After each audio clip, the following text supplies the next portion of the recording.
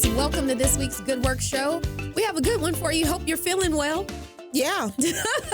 Or I know, it's the if you are not feeling well. not feeling well or just self-imposed 2 weeks to yourself, there is a backlog of Good Work shows you That can is listen to. correct. Yes. So that when you reemerge, you can know all of the Yes. places you can go volunteer and support.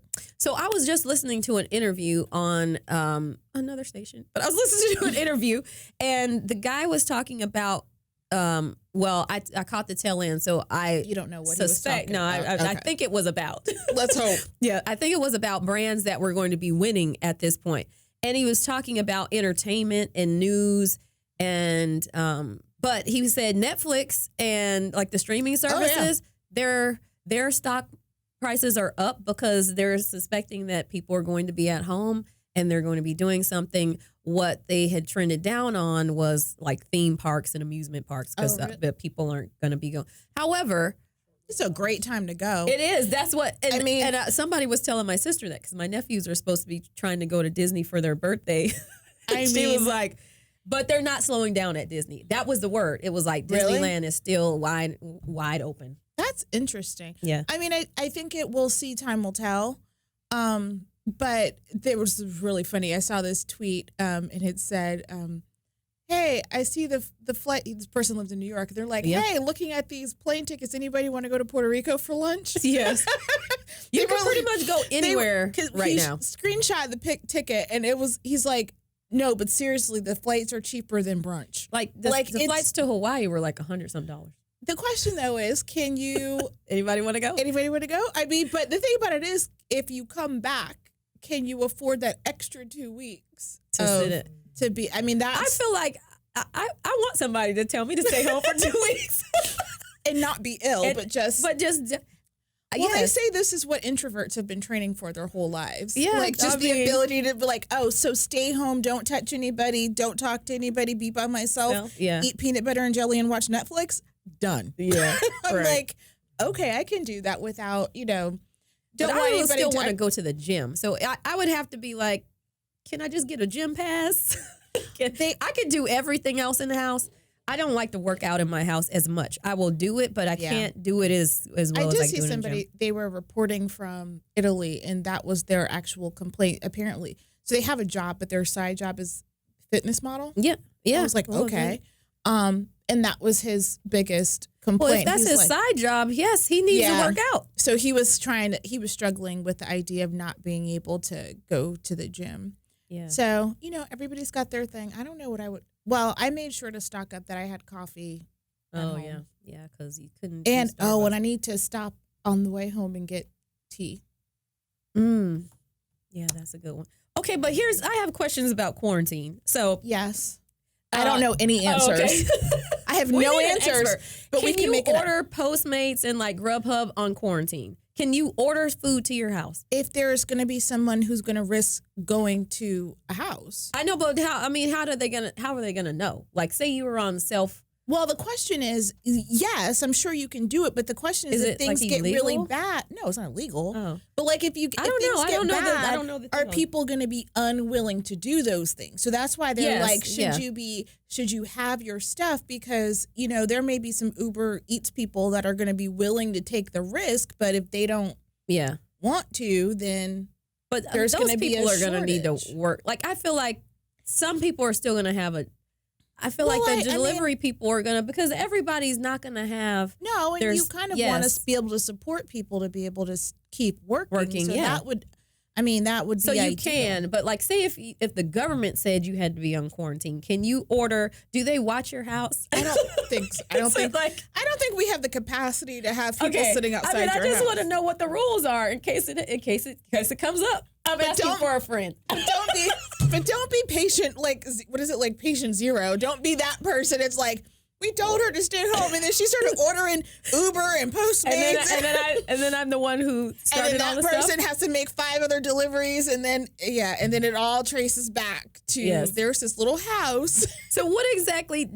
I just want to know the parameters. Can you go outside and like jog on quarantine? I Can you? don't think you're supposed to expose yourself to other But people. what if it's outside on your street? Like, you're not. it's out in the open I air. think the idea is that you're not supposed to expose yourself to other people. I know, I get so that you're part, supposed, but so what if you if you want to go jogging, I mean, there's that, and you want to run around your neighborhood. I don't know, but I guess don't do that. And we then need to ask someone. I just want to know. I got to know all in case it happens. I You need to know all the want to make rules. sure. I need to know all the. I'll just well, ask what the you're not people who. supposed to do is what the one guy did. Did you see the person who was on quarantine and then, well, actually the government can look at you because there's a story. There's a guy, he was on quarantine. He decided though that he did not want his daughter to miss a school dance. So he's like, well, I'm just going to take you. And the government was like, that's great. If you leave your house again, we're going to put you under house arrest. Oh. So there's some leeway, but not much. Leeway, yeah. House arrest only goes so far too, because once you pass that threshold, that's it. I don't think that you want to end up with an anklet for. Right. So I think let's try to follow the rules and wash our hands. Well, we don't know what the rules. Oh, the other rules. The other rules to not make it possible. To not make it possible. We're gonna wash our hands and not do what I just did, which was touch my face, and that is the hardest. I know. Thing because I feel like as soon as you can't do it, it's like. Why does my nose itch? Yeah, my eyelashes are itching. Yeah, yesterday I had my glasses on and my eyelashes were hitting my glasses, and I'm like, oh my God, I want to scratch my eyes so bad. But then somebody sneezed in the room, and I'm like, can't touch. Yeah, all of the limitations, but we are here, and if you are, at home and you're looking for some things to do or be interested about or learn about, we're here to provide that information to you. So you can, I guess Elaine's not allowed to have her tea, so there's that. Yeah. Sorry. I'm pretty sure I just drank mine. I mean, I'm pretty sure that just happened. Oh, it was in the way. And that's over with. Yeah. Okay, great. Okay, so Anyway, so rules. Yes, sticking to rules. Yes. So the wash your hands thing is a big one. What's your song? I just been using no scrubs because I feel like scrub and scrubs just kind of goes together. That works. So I've been using that. Mine has been Raspberry Beret by Prince. Yeah. I do feel the need now to change it up because I can't get it out of my head, but I do like the song. So it's not bothering me yet. I assume at some point it will bother me. But that list of songs, that was probably the most useful. Yeah, it was. It was a really good tip. That was the good tip. So some of the other ones were Jolene, Dolly Parton, and Love on Top, and Beyonce. Outkast was a Sorry Miss Jackson. Yep. There was there wasn't any 2 Chainz, by the way, Dale. Sorry. There was no. Yeah, I don't recall. But I feel like you can make any song. You just got to go to the right section of the song. The chorus. Chorus. Lizzo, Truth Hurts was an option. There was that first one you sent. That's the one I'm thinking about. Okay. It wasn't all the Atlanta-based ones, but it definitely had Lizzo, had Karma Chameleon by Culture Club on there. So a little something for everybody. Yeah. Mix it up. If you're tired of the ABCs, go ahead and use that. And Happy Birthday is one too. Yeah, but you could who do wants Happy to sing Birthday that repeatedly? I feel like. But you have to know how long to wash your hands, so that's what helps. Yeah. So anyway, all that to say, we actually are here to talk about nonprofits in Atlanta. That is true. Yes. And the nonprofits are still going strong. We are. Because a lot of folks, I mean, and this is when you start seeing the importance of nonprofits. Yes. So we've had the food bank on a while ago. Yeah.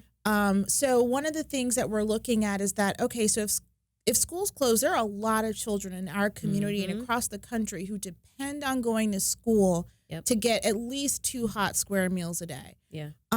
If kids are out of school, if the schools are closing, that is a huge impact. So there are a lot of nonprofits like the Atlanta Food Bank, Community Food Bank, that are going to be able to fill some gaps in our community. If people have to be out of work and we can't figure out a way that people can continue to get paid if they have to take time off. And we're still open at Goodwill because if you need extra income to fill in the gaps when you maybe you're underemployed anyway, and then now maybe you're in a industry like the airline industry that's super struggling right now, and so you need extra income, then you can come to Goodwill. Yeah. We're still open. We'll help you find a job, and we'll be safe about it and make sure that you do that. So important that our nonprofits continue to be that kind of community safety net for people who are out there who may need a little bit of extra support. every day, or especially there's going to be some folks that are going to realize maybe how close to the edge we may be living when the unexpected happens. So we're happy to continue to shed that light. So today we've got two great organizations that are working with kids. So the first one is Scholarship America. So Andrea Smith is going to come on and talk to us about that. And it's around the time that, well, actually, we're probably at the tail end of the time where students are getting their acceptance letters for college, so they're ready to go.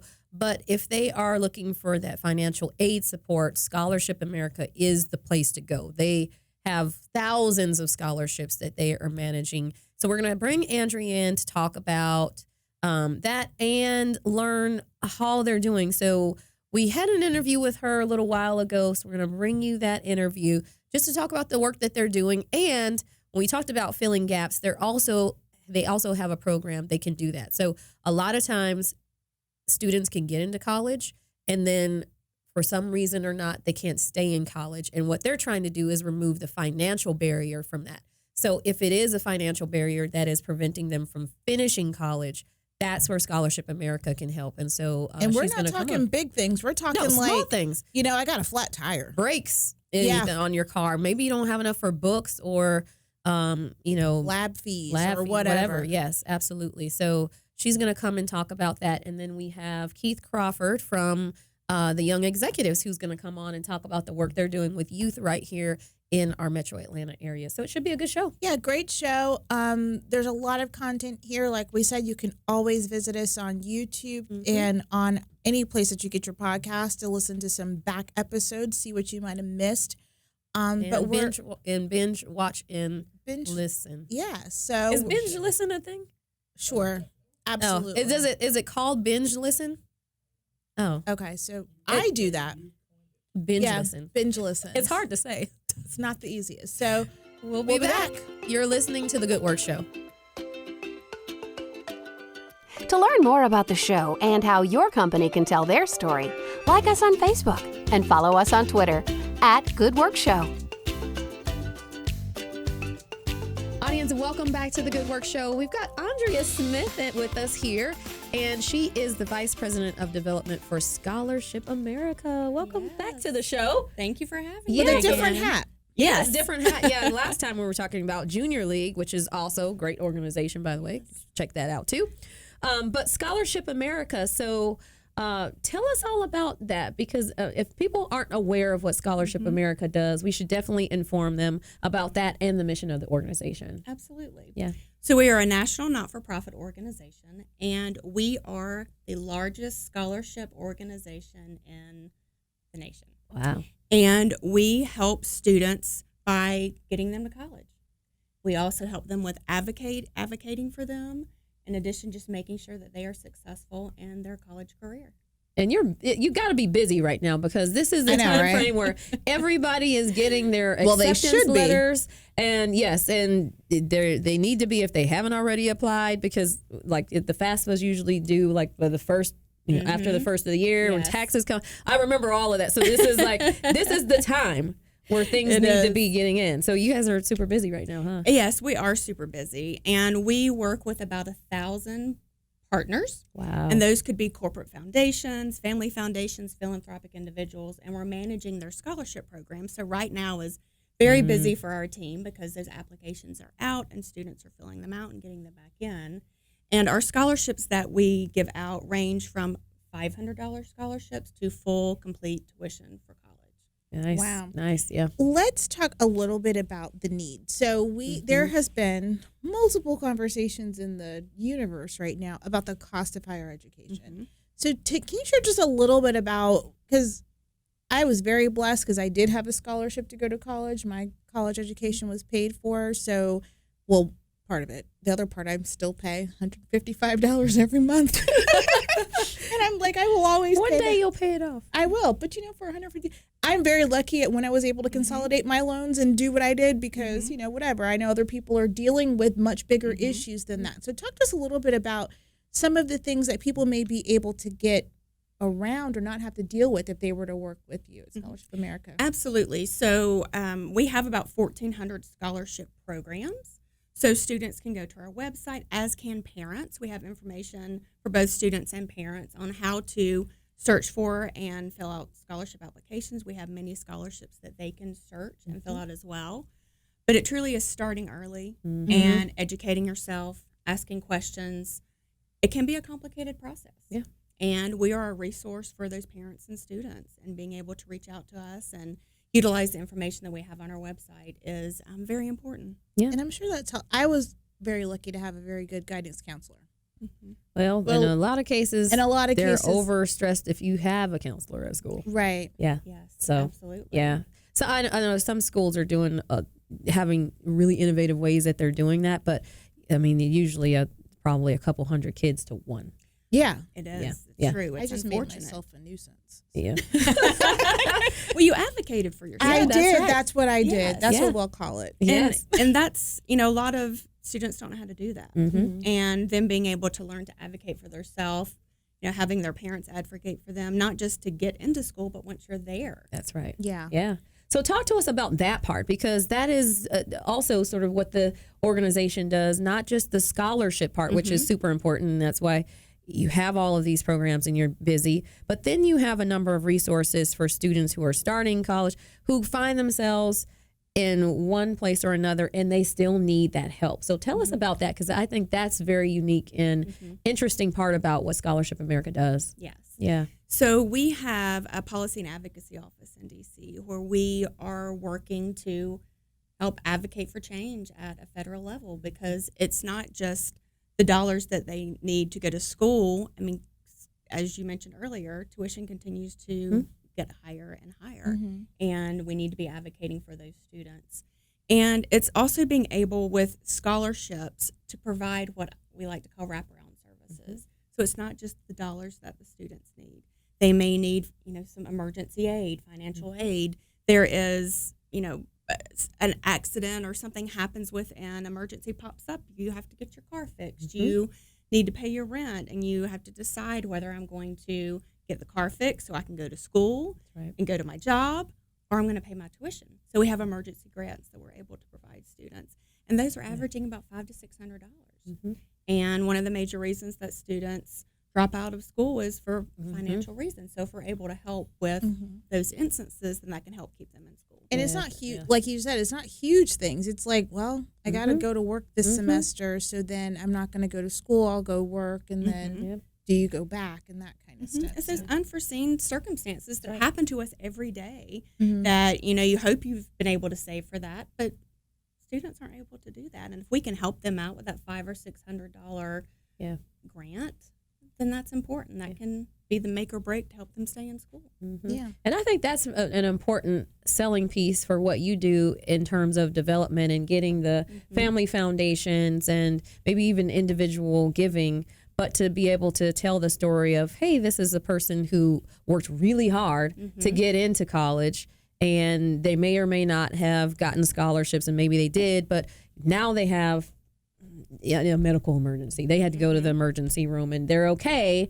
but then they're trying to decide, can I really go back to school? Can I actually be in school or not? And everybody knows you stop going to school. It's so much harder to Go back. It is. Yes. And then go back. So to keep them going and keep them in there, and it just has to be crushing for somebody who worked really hard to get there and then have a $200-300 setback and have to step back from it.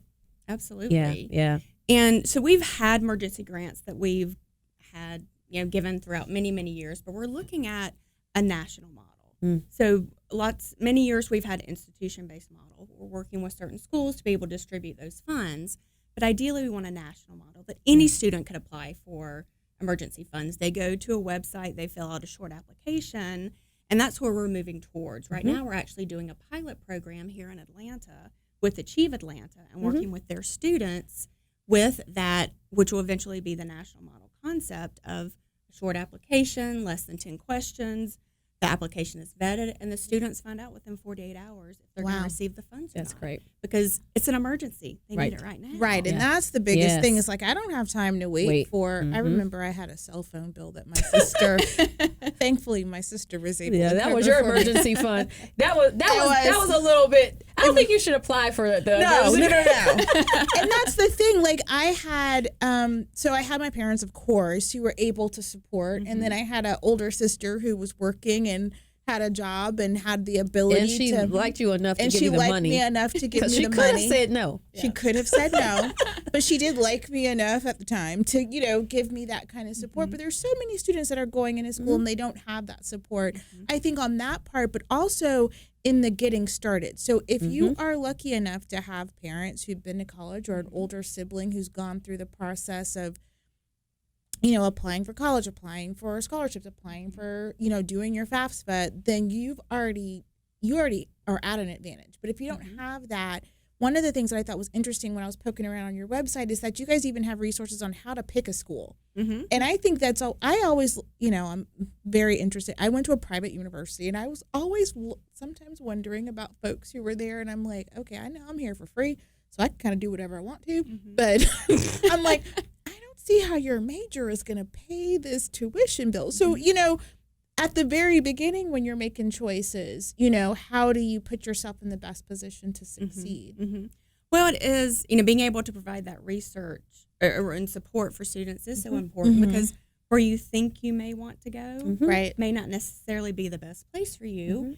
And if it's the first time that you've ever been away from home and you get there and maybe you have no other friends that are there and you are maybe a little shy and it's hard for you to get to know people. It's, once you're there and maybe you've, received a scholarship and you are, full ride to go to this college, but you don't feel like it's the place you need to be. And being able to have resources that students can go to, okay, now what do I do now? I'm here, but I don't think this is where I really want to be. And you don't want the students to drop out of school because it's not the right fit. It's okay now.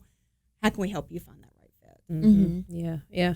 And I think the other part of that is being able to be educated about the college that you're selecting, because in some cases, you might want to go to college, but you're not dead set on what exactly you want to do. Yes. And so there's a lot of, and it happens quite often where people will go to college and they're not sure, and everybody changes their major at least once. It's just that you're going to change it. But if you want to do, but if you change it and they don't even have the major that you want to change it to, that information on the front end of that could be the key to unlocking your success at the organization, just even if you never have an emergency, but just by the fact that you want to go to the right school in the first place. Absolutely. Yeah. So definitely great information that's on the website. Let's get the website right now in case people are interested. And at this point, before they hear anything more, they want to go on and stuff, because it's scholarship application time. So if they've not started that, they need to know. So let's give them that.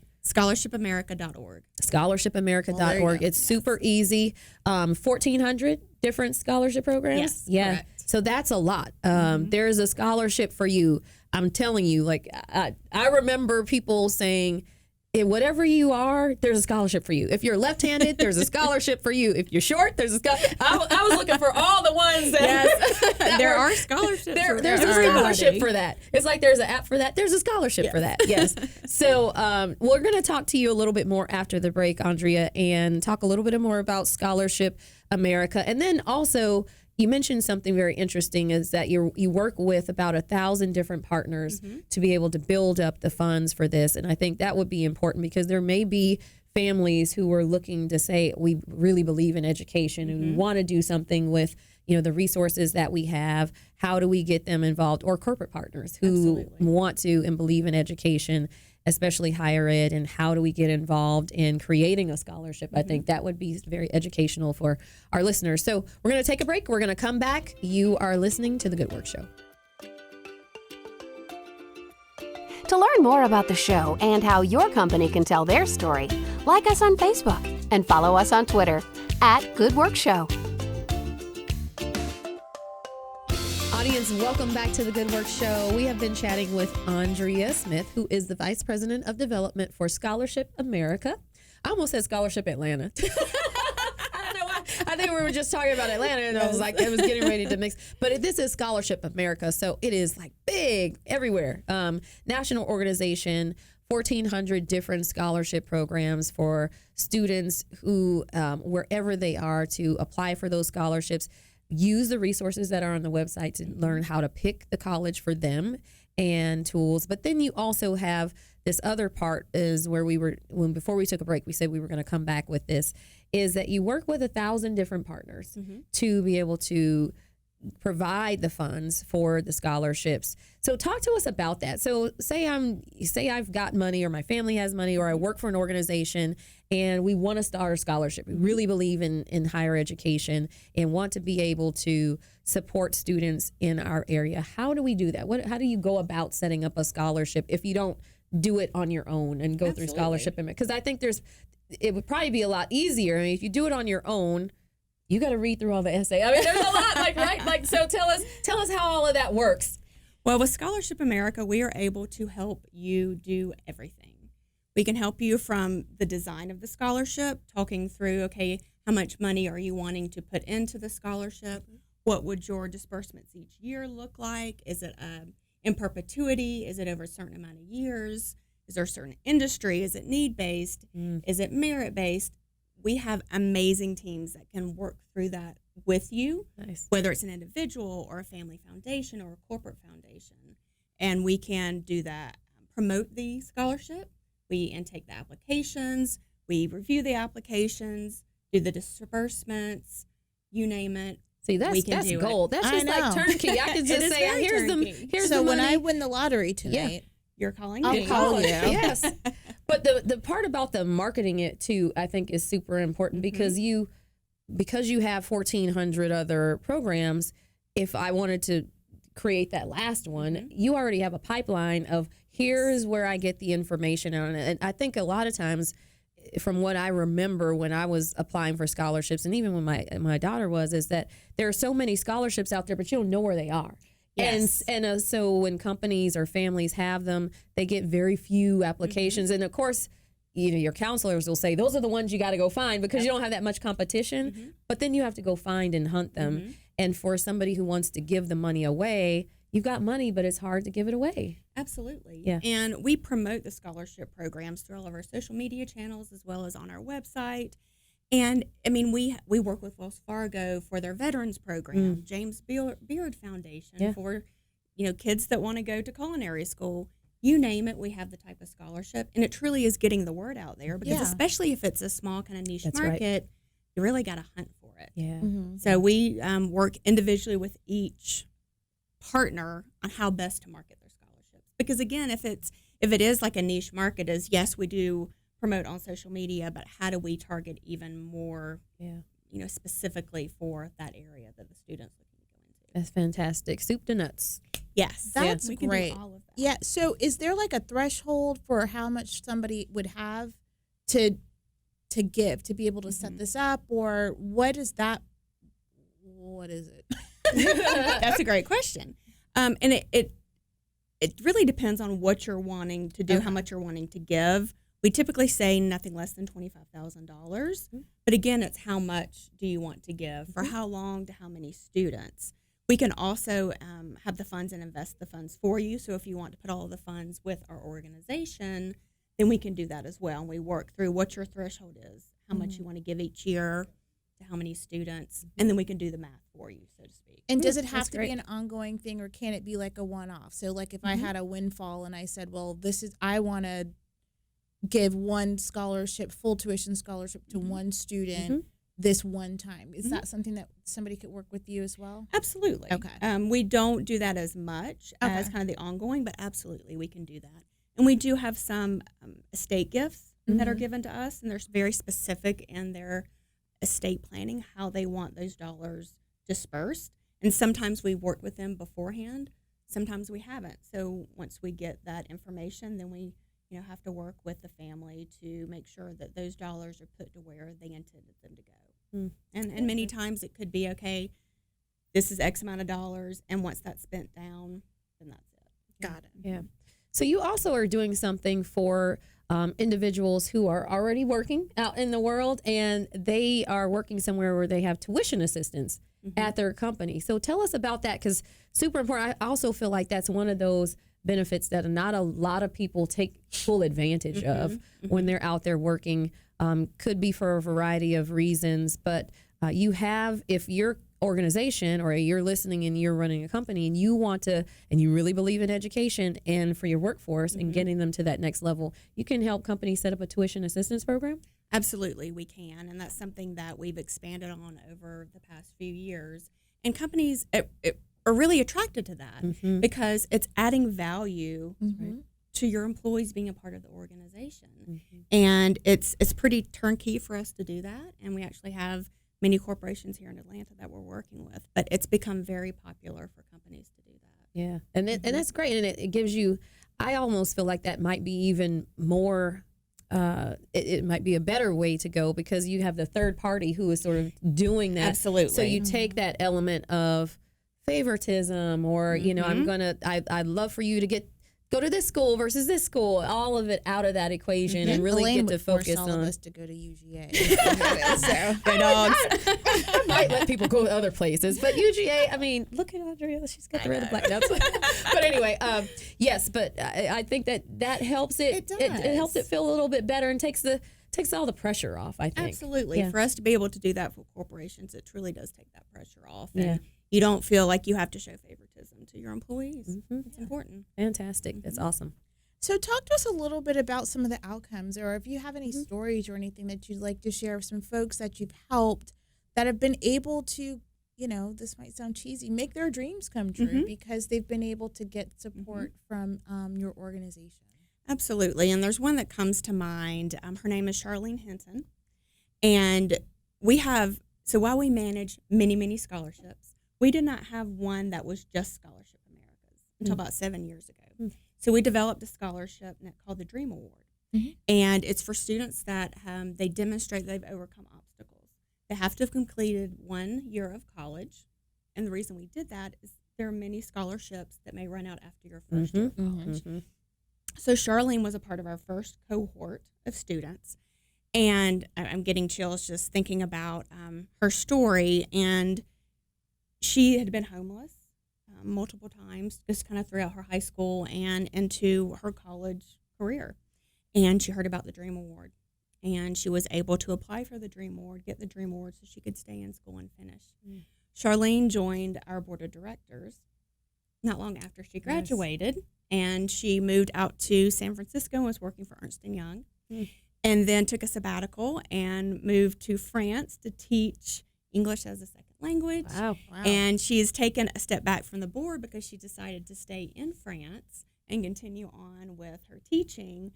But because of Scholarship America, Charlene was able to stay in school and to finish college through this because of the Dream Award. And she tells her story to many people, to many audiences, and then to be able to be a part of our board of directors.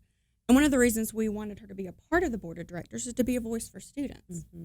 And she's been that voice for students for so many years. And just knowing what she has been able to accomplish thus far, that's why I do what I do. And I think that's probably why everyone at Scholarship America does what they do for students. That is a fantastic story. And I mean, what a great ending to it that she was able to go somewhere else and help teach. I mean, she's not only her board service, but also giving back in another way. So that's cool. So we've got about 2 minutes left. Andrea, the scholarships that you have there, talk to us about the variety. You know, 1,400 of them. So obviously they're in different areas, but need-based, some need-based, some merit-based. Like, talk to us about the mix of scholarships that you have.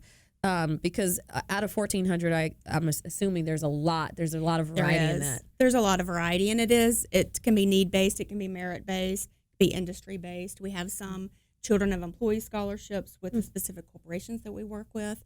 There's one kind of unique scholarship that we manage, and it's the Families of Freedom Scholarship Fund. And Families of Freedom Scholarship Fund was established a week after 9/11 by President Clinton and Senator Bob Dole. And $100 million was raised at the time. And we've been managing that program since the very beginning. And it's for children of those that lost their life during the attacks of 9/11. And then years later, we added in those students of those that became permanently disabled from the recovery efforts. And that scholarship will sunset in 2030. So we're able to provide funds to those students and those children who lost their parents in 9/11. That just for, so now, I mean, I'm not eligible. However, somebody may be. Is that just for undergraduate, or do you have 2030 from 9/11, a little older? So can they go back to school? Can they do graduate work? Are there parameters around that? So it is just for undergraduate, but if you think of the permanently disabled from the recovery efforts, those that develop cancer or other injuries, we didn't know about that. Yeah, that's true. Until years later. So that was added after many years of the funds being distributed because there was a need. That's true. Yeah. For your other scholarships, though, and you have a second left, but are there stuff for for education beyond undergraduate, or is it just focused on undergraduate studies? It's just focused on undergraduate studies, and we've talked about that within our executive team of, are there other opportunities for kind of the graduate student, but there just really aren't a lot out there. I think that could definitely change. Right now, it's mainly for 2-year, 4-year, and technical. Cool. All right. 2-year, 4-year, and technical. That is fantastic. Good to know. We have a great technical college system in Georgia, TCSG. So definitely. Well, thank you so much for coming on and talking to us about Scholarship America. Everybody, if you know young people or even older adults who are going back to school, it is time to get those scholarships in. It is time to do it. Scholarshipamerica.org. Go on the website. Lots of resources there. Thank you so much for coming on the show. Thank you so much for having me. Absolutely. You're listening to The Good Work Show. To learn more about the show and how your company can tell their story, like us on Facebook and follow us on Twitter @GoodWorkShow. Audience, welcome back to The Good Work Show. We are sitting here with Keith Crawford, who is from the Young Executives. He got the shirt on and everything. I know, he is prepared. Yes, that's right. So tell us all about your role at Young Executives and about the organization. Yes. Well, I'm Keith Crawford. I'm the executive director of the nonprofit, the Young Executives Foundation. We were founded September 18, 2017. And our mission... when that hand sanitizer expired. Was it September? I don't know if it was September, but it was definitely... I have to check now. It was April. Okay. A few buttons off. Yeah. But we were founded on a mission pretty much to strive and encourage our underprivileged communities by giving them endless opportunities. And with that, we've helped over 6,000 families within a matter of 2 years, from partnering with 21 Savage and PNC Bank, Citizens Bank, with different back-to-school drives, community forums, and things of that nature to help our communities grow and be successful. Great. So let's dig into that a little bit on, is there an age range of the kids that you're working with? And talk to us specifically about some of the things that you're doing to reach 6,000 kids and families in that short amount of time is great. So let's talk about some of the stuff that you're actually doing. Just recently, what have you been working on? Okay. The age group, we go from K through 12. Okay. So everybody fits in there. Everybody can fit in there. Right now, we're doing that, but primarily our focus within the next couple of years is going to be middle school and high school. Okay. Specifically because 6th grade is when students start to fill themselves out, and that's the most important time that we have to get them active inside of something, whether that's college, whether that's a career, but they need to have their mind focused on something. And with that, we've done a financial literacy panel, and that financial literacy panel goes into details talking about saving, investing, financial literacy, wealth. And I've seen in underprivileged communities, we do not have that as a open forum or open dialogue. Yes. Yeah. And we need that. And that was one of the things that me and my team wanted to provide for our communities, was a safe place where you can come and actually learn about money, learn how to make your money make money. So, because that's good for kids and adults. Grown people. Yeah. So the parents should have been in the room. Were they? They were. Yes, They were. Yes. And that one was more so geared towards our young professionals. So that was great. around like the high school age, people about to go to college. Because you never know. I was a broke college student when I went to University of West Georgia, and I had to figure out how I was going to make some food. I think most people are broke college students. Yes, I think everybody was. Yeah. Those things go together. You don't really know how broke you are until later. You're like, man, I was broke. Yeah. Yes. You were. Yeah. You made some things really shake. broke. For sure. Yeah. Yes. Yeah. Make Yeah. it stretch. That's really great. So, what else? Yeah. On top of that, we also do career and job expos as well. So the first year we did it was with Build Yourself Up Academy. It's a nonprofit that we partner with. And with them, we did it with McDonald's, Subway, City of Atlanta, APS, and a few other nonprofits and big Fortune 500 companies, where students were able to come get an internship and or a job for the summer. And we know, being from Atlanta, it can be a little hard sometimes in underprivileged communities to get money and get stuff just for their youth. And that was just a safe place for them to come and meet some people, grow their network, because your network is your net worth. And that's what I teach them all the time, is who you know, sometimes more so than what you know. Yeah. And, when they understand that, they've been able to kind of use that to their advantage and, go into rooms and walk in with their head high and feel confident to, meet whoever they need to meet in order to make that job. Cool. So, Keith, how did you get connected with the Young Executive? Were you founder? Yes, I'm the founder. Yep. So tell us about how you started. Obviously, broke college student. Maybe that had something to do with it. But really, what was the impetus for you starting this organization, and how did you grow it to where it is today? Yes. So I was from Atlanta, like I said, and I've seen people have dreams and aspirations that fail that did not become a reality. And me being from Atlanta, I wanted to be a strong advocate for our youth, and they are our future. So with that, I had a strong support system, being a part of Maynard Jackson Youth Foundation, former mayor of Atlanta, and as well as Carver Early College High School, which I was able to go to college at 16 and was able to matriculate 24 credits before graduating high school and transferred that to West Georgia. So it just made me feel dumb. Yeah. Thought I was doing something. No, but you now weren't doing I'm like, anything. nope. You didn't graduate at 16. Nope. And it was just those things that I wanted to make sure that our youth had. A lot of people don't have strong support systems for every reason. And to give them something to live by, some morals, some more just characters, and those key principles that we talk about, which are financial literacy, career development, college readiness, community service, and health and wellness, those are things that we have to provide for ourselves and our youth. And being on the south side of Atlanta, Georgia, you don't see that all the time. And we wanted to just give them those opportunities that they can be successful, and for them to be able to have a dream that they were given and show them that this can be reality for a sense. So that was the reason why. That's fantastic. And it's so important. We've talked to a number of organizations on here where we talk about the idea of modeling and modeling not good behavior. That's not the right thing, but just showing people what they could do.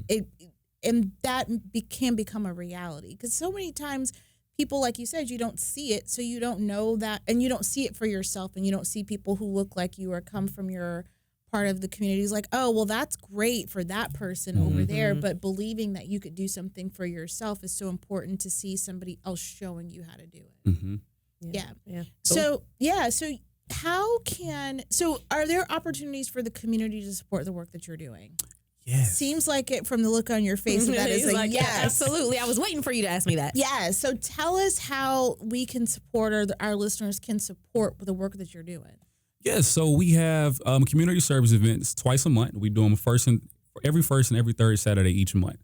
And with that just shows that our mission is being active and being in the underprivileged communities, giving back.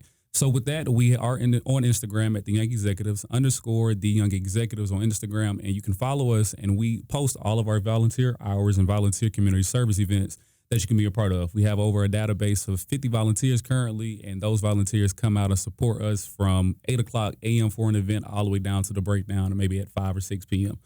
So with that, also just sharing just the information that we're giving out for the events. We do also have a event coming up with Love Travels, which is a prom giveaway for high school girls inside of Atlanta, Georgia.